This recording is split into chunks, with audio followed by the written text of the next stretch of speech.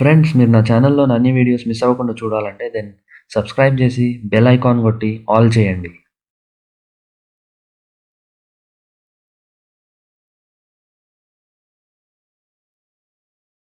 Hey guys, welcome back to the channel. This is Ponugupati. I hope you all are doing great.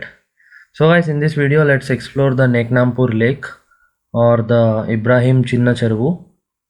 So this small lake is located between Neknampur village and Alkapur township, which is about 3 kilometers from Manikonda.